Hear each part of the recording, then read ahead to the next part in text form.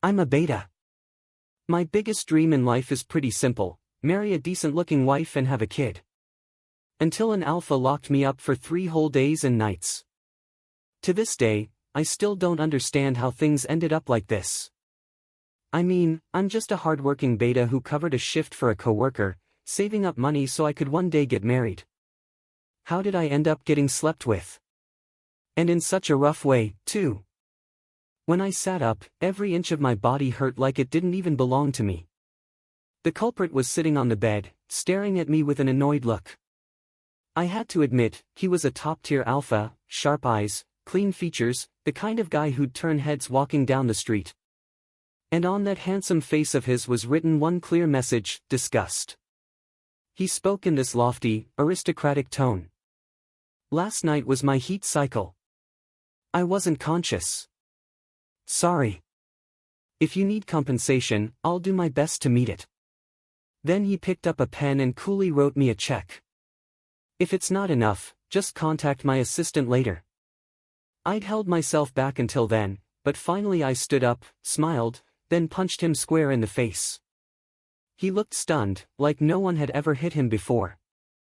I yanked the check out of his hand, limping my way out of the presidential suite. Then I found an empty corner and stared at the check for a long, long time. Everyone says Sawyer is the softest pushover around, gets hit and still calls people brother with a silly grin.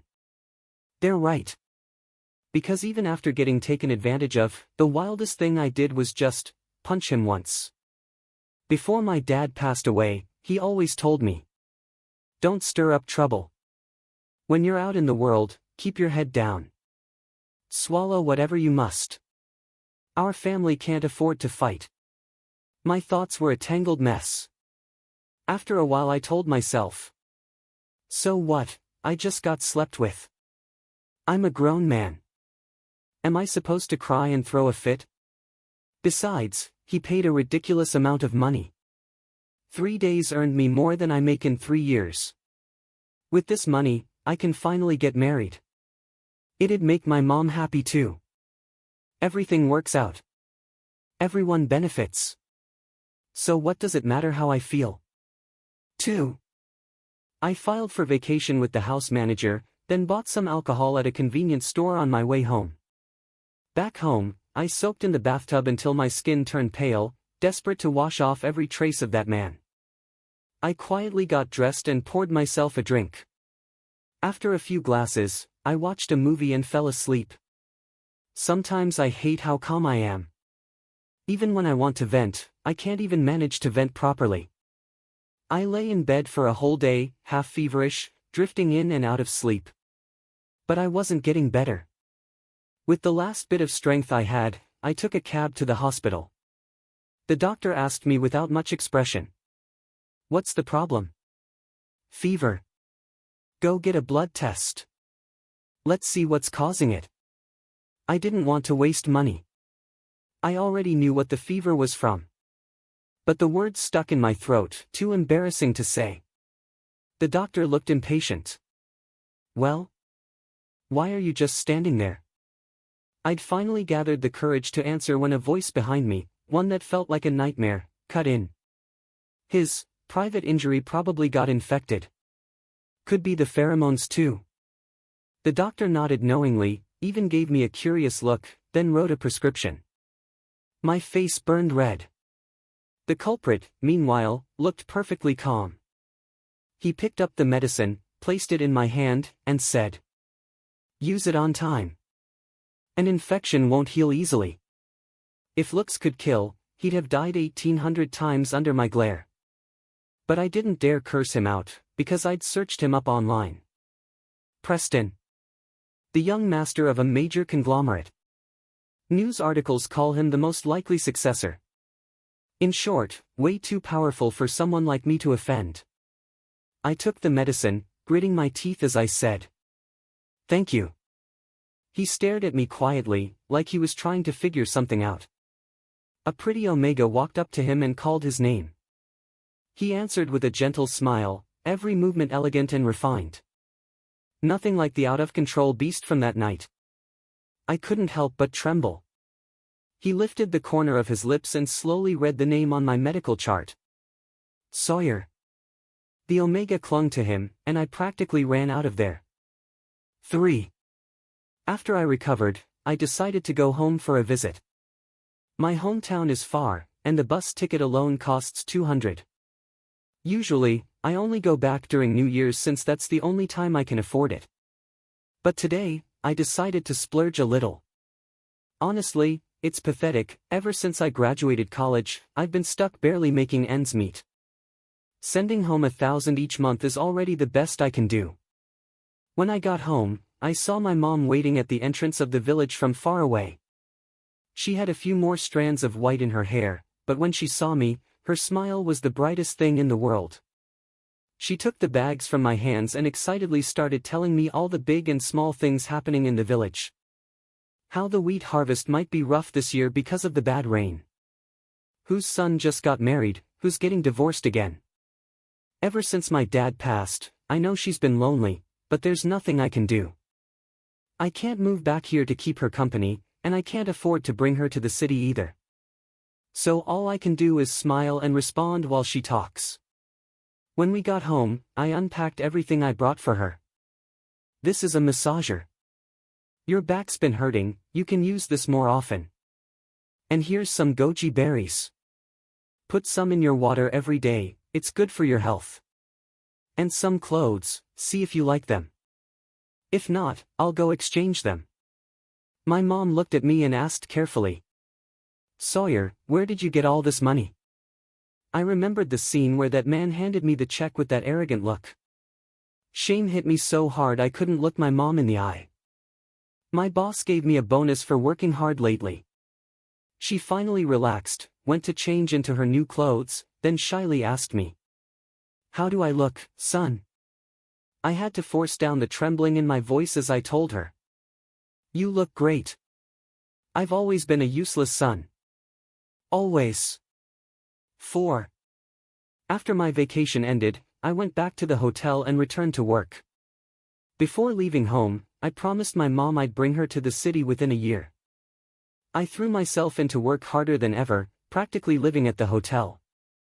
Until Preston booked a long-term presidential suite, and requested me as his personal attendant. Too bad for him, I had already quit before he showed up. A shame, sure. Also a little cowardly.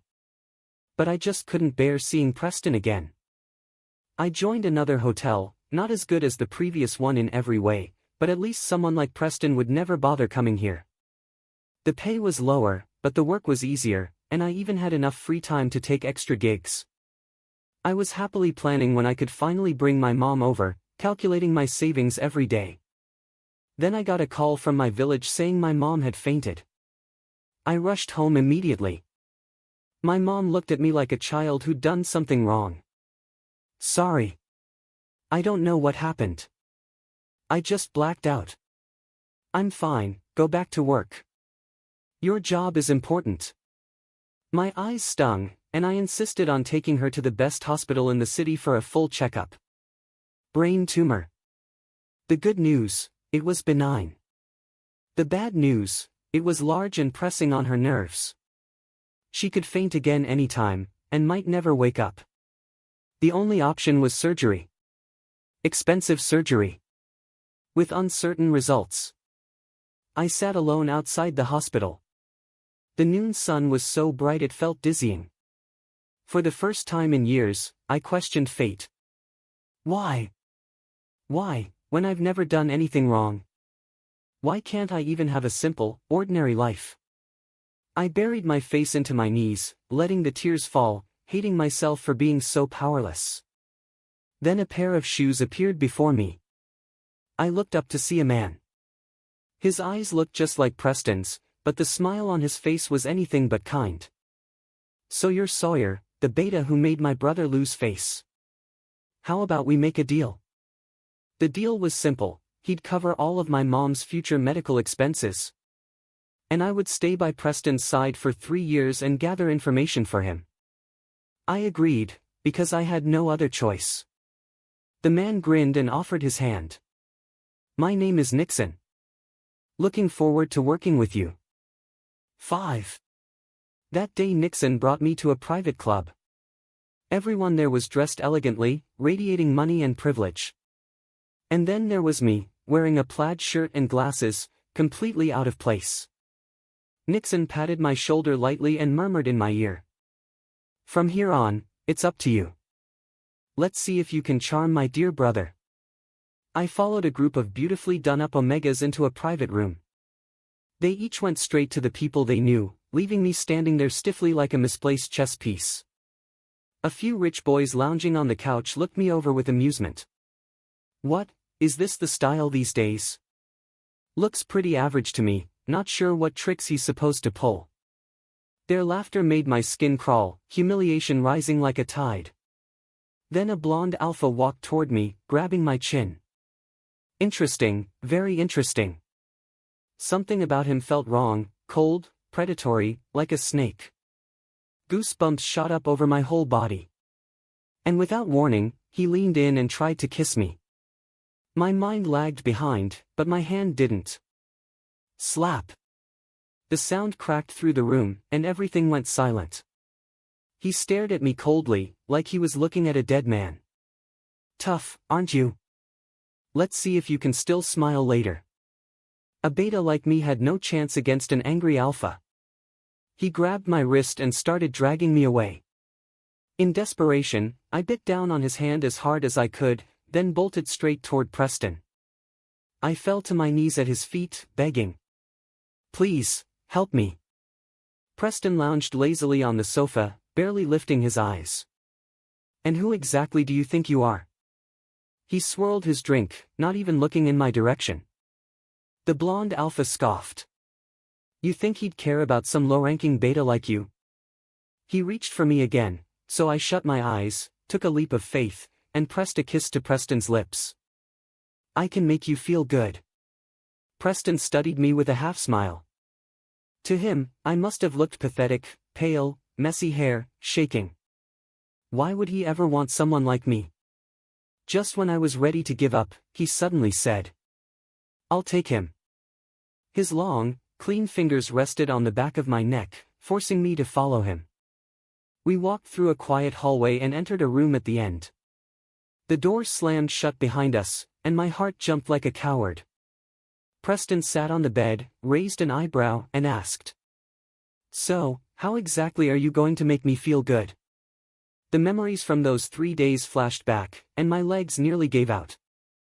I looked at him, took a shaky breath, and began unbuttoning my shirt, except the more nervous I got, the more I couldn't get that stupid button undone. Preston suddenly laughed and stood up, walking toward me. He was so much taller than me that his shadow covered me completely, and his scent, warm, subtle wood, filled the air. I kept my head down, not even daring to meet his eyes, still fumbling hopelessly with that button. Then his hand closed around mine, firm and unyielding, guiding it downward. "This," he said, "is the part that actually feels good." My face lit up like it was on fire. My first instinct was to snatch my hand back, but he held it too tightly. I nearly burst into tears from sheer panic. Preston pinched my chin, his smile slowly fading. "Sawyer, you've already come this far. Don't pretend to be innocent. If you want to leave, leave. I won't stop you." He stood there, relaxed, watching me the way someone watches a trapped little animal scrambling around. My mom's careful, tired face flashed into my mind. I never had a choice, did I? That stubborn button finally tore off. I rose on my toes and pressed frantic, messy kisses along his neck and ear. "I'm not leaving. I'll make you feel good." He stood still, arms loose at his sides, letting me kiss him without moving at all.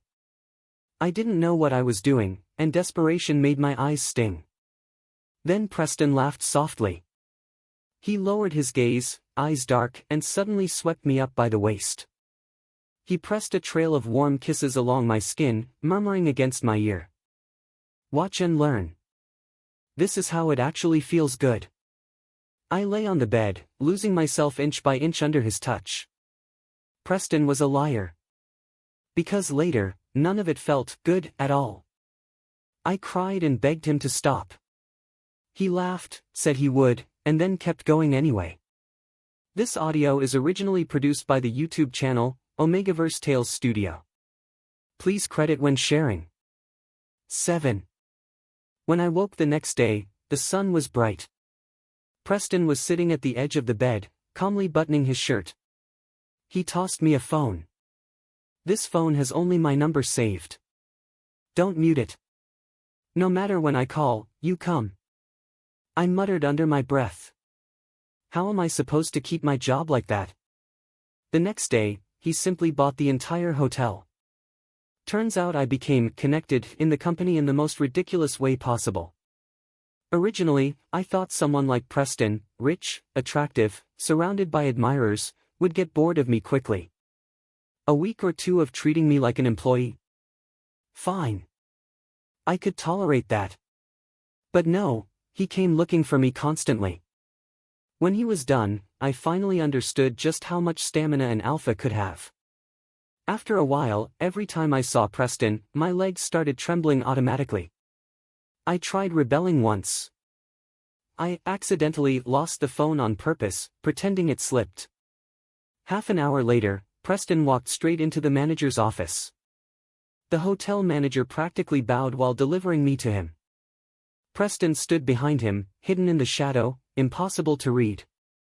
Standing there in front of that one-way mirror, watching my co-workers walk by, I bit my lips until they bled. After that, I never dared try anything again. But the more time I spent with him, the more I realized Preston wasn't as cold as he looked. He actually had a childish streak, and ironically, I majored in elementary education. So I started treating him like a difficult kid. When he asked if he was impressive, I'd say, super impressive. The most impressive guy in the world. When he asked if I felt good, I'd answer, yeah, feels great. My dad always said, kids from poor families learn early. Keep your words sweet, it keeps you alive. After so many years out in the world, I've long mastered the art of telling people what they want to hear. Little by little, Preston even started caring about my feelings. But still. Honestly, he was a complete menace. 8. 3 months later, I saw in the newspaper that Preston had shown up at a gala with an omega on his arm. My heart soared. Finally, he had someone else to focus on.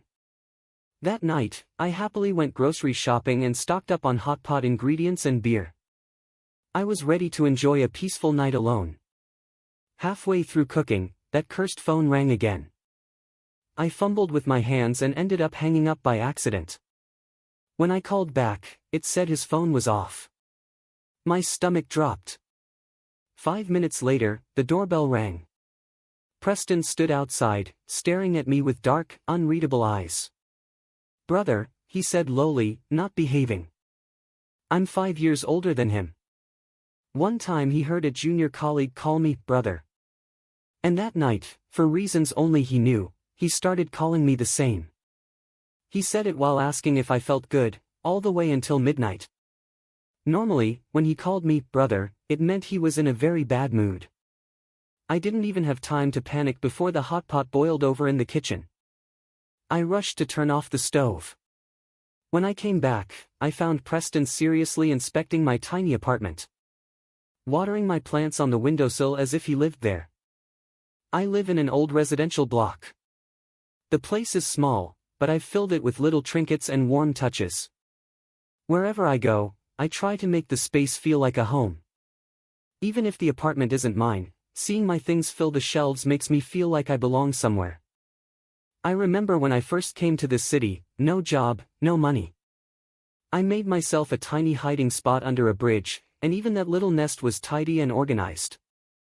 Then I lived in a company dorm, moved a few more times. And finally ended up here, my first real sense of stability. I brought the hot pot out and glanced at Preston nervously. I made food, do you want some? I only meant it as polite small talk, but Preston actually took off his jacket and sat down. For some reason, the gloom he arrived with vanished the moment he stepped inside. That night, we finished the whole pot together and drank every beer in my fridge. Later, Preston got a little drunk and held me while he slept. It was one of the very few quiet nights we'd ever had. 9. He seemed to love my little apartment and kept pestering me for a key. I frowned, unwilling. To me, Preston was a boss. And work and personal life should stay separate. But then he suddenly went quiet, head lowered, saying nothing at all. He sat on my big black leather sofa, this massive, empty villa behind him. And for some reason, he looked lonely.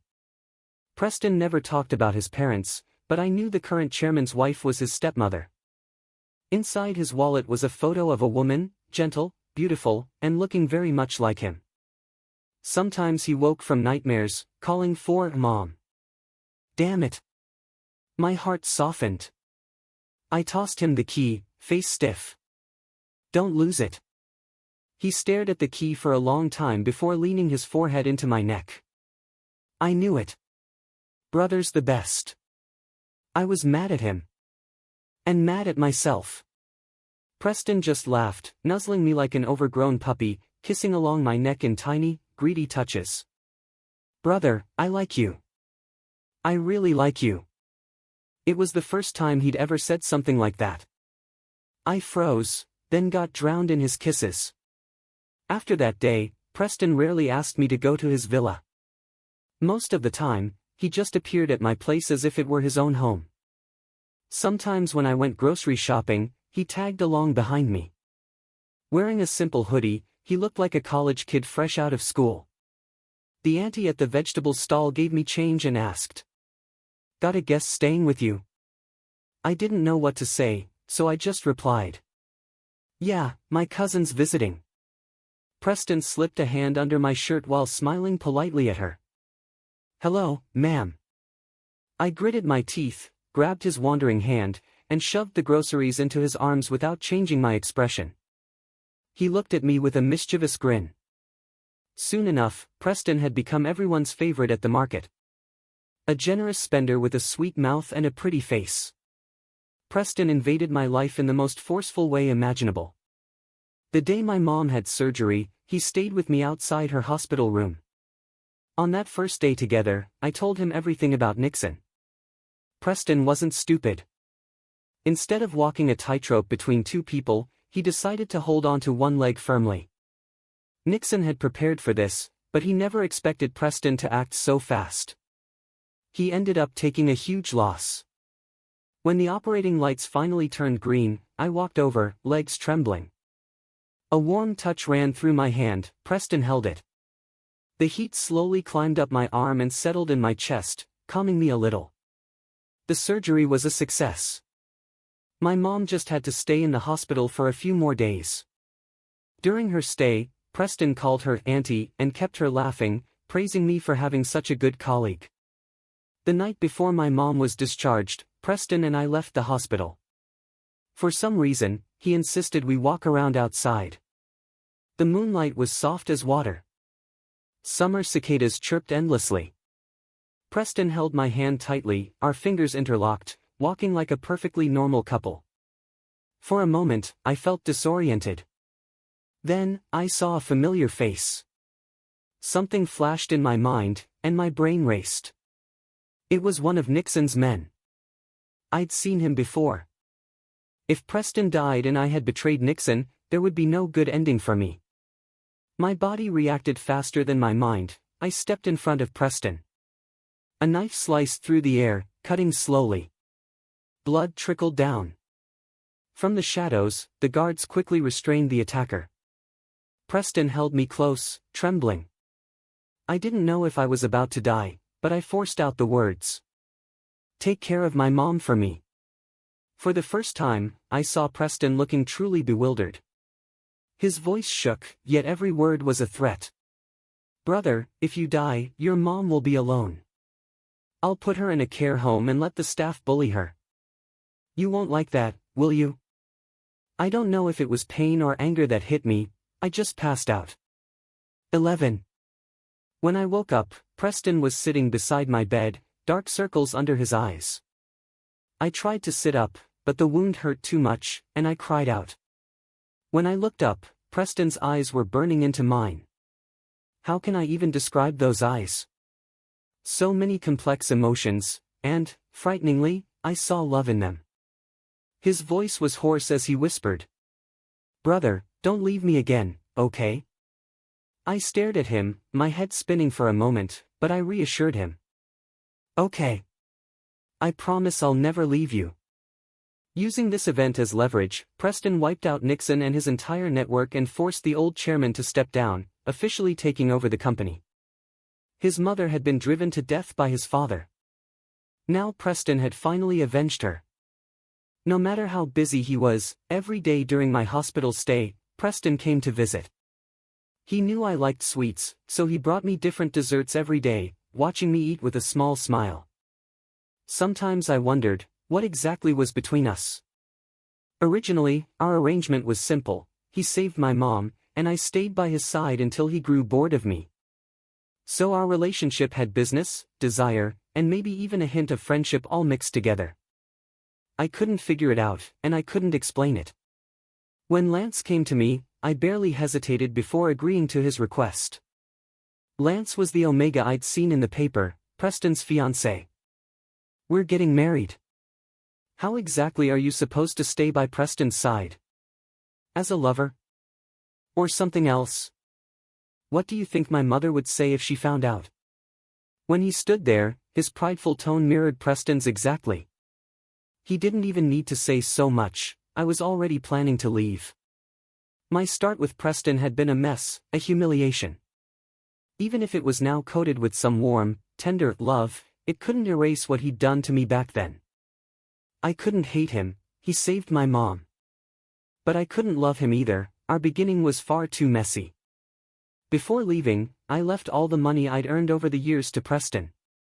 It felt almost sentimental, like I could reclaim a little of my long-crushed pride, like our relationship wasn't just a simple arrangement anymore. My dad always said, life is about the inside. If that's gone, everything's gone. The night before I left, Preston held me tightly, over and over asking, "Brother, you won't leave me, right?" I panicked a little, but kept answering, "I won't leave you."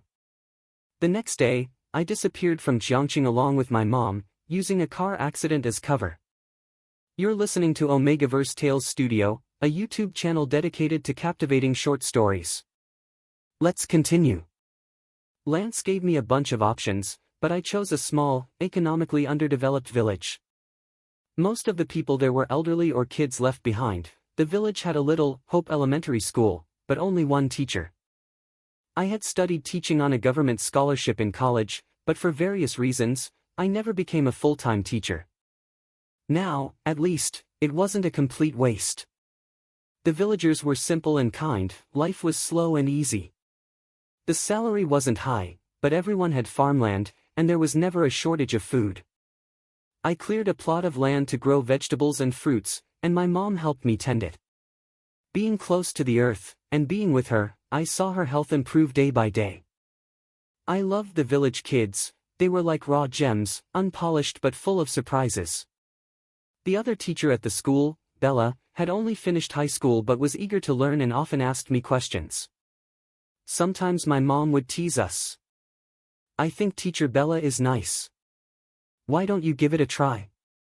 For some reason, that always made me think of Preston. One day, Bella confessed her feelings to me, and I didn't answer right away. I didn't dislike her. I wondered if being with her could make my life feel normal again.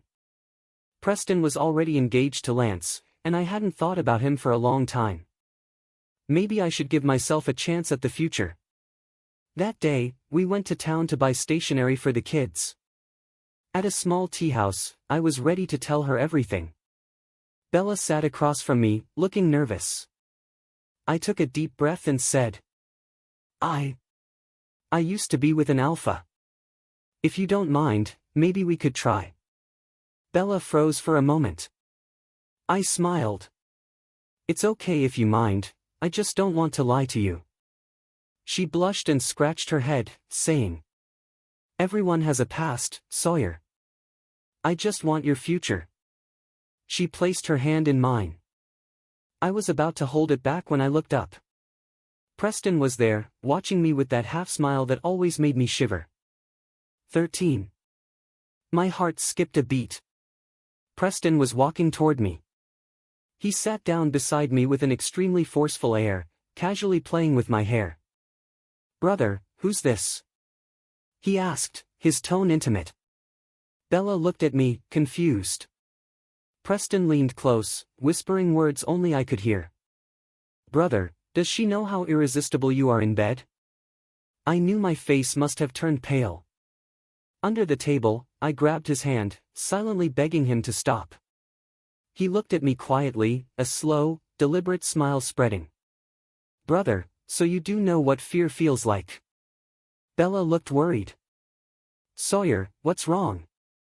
I forced a smile and said. "He's a distant cousin. You should head back. I'll show him around town a bit more." Bella finally left. Preston dropped the smile, his expression dark as he grabbed my wrist and led me silently to a secluded spot. He pinned me against the wall, heat radiating from him, whispering in my ear. "Brother, you're not being good. You promised you'd never leave me. Naughty people have to be locked up, you know." I tried to calm him down, reason with him. "Preston, you said when you got tired of me, you'd let me go. You're engaged now. There's no future for us." His eyes were full of obsession and madness. His cold finger brushed my dry lips. "I won't believe you anymore." His hand moved down slowly as he mocked. "Does brother even still work?" Then he pressed an all-consuming kiss on me. I used the last of my rationality to hold him back, whispering hoarsely. "Not here, please." Preston looked deeply into my eyes, silent, then dragged me onto a car. Then onto a private plane. Everything felt surreal. I was back in my apartment in Jiangcheng. He looked at me, red-eyed, and asked, "Did you ever like me?" I stared at him, expressionless, and said word by word. "You forced me from the start. How could you expect me to love someone so strong?" Before I could finish, Preston covered my mouth, as if stopping me from speaking could erase it all. That night, he called me brother over and over, forcing me to respond each time. From night until morning. 14. After that day, I officially became Preston's lover, or maybe, kept companion, fits better. Preston wouldn't let me work, keeping me in a villa in the suburbs. He even hired a housekeeper for me. I didn't want one, but he insisted. Eventually, I realized he just wanted someone to keep an eye on me, and I let it happen. So after nearly 10 years of scraping by in the corporate world, I was now being taken care of. He used my mom to control me, occasionally letting me visit her. Preston had always been like this. His small acts of kindness made me think he was harmless, but I knew better. My mom seemed worried, asking, "Sawyer, what's going on?" I forced a smile and said, "My boss misses me, so he asked me to help him out here." I didn't know if she believed me, but I had no other choice. I was just a piece of meat on his chopping board. Preston even cleared a garden plot for me in the villa, but I had no energy to tend it. Even before, I could live happily in a tiny apartment.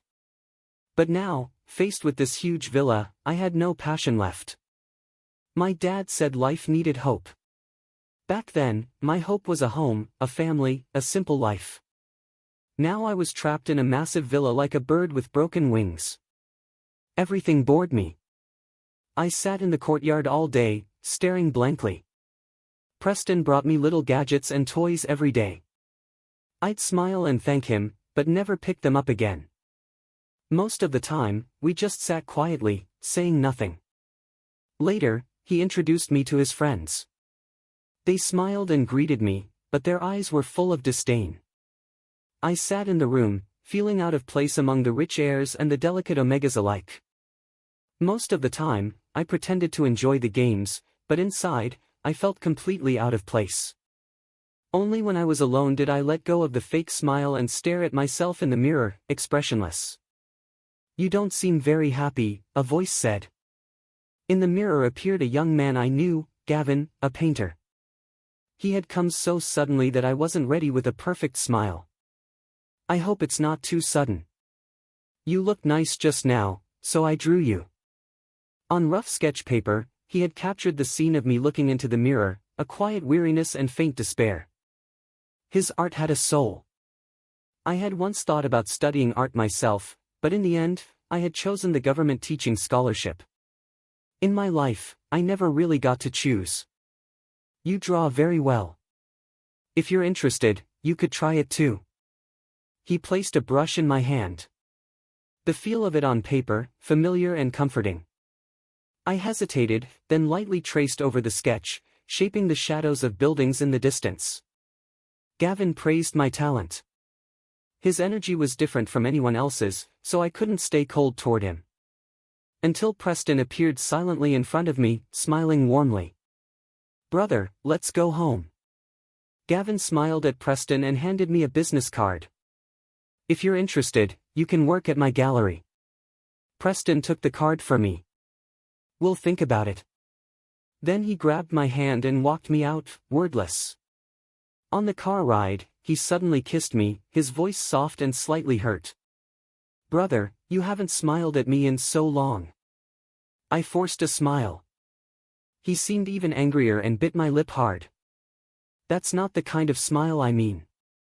I want the one that comes from your heart.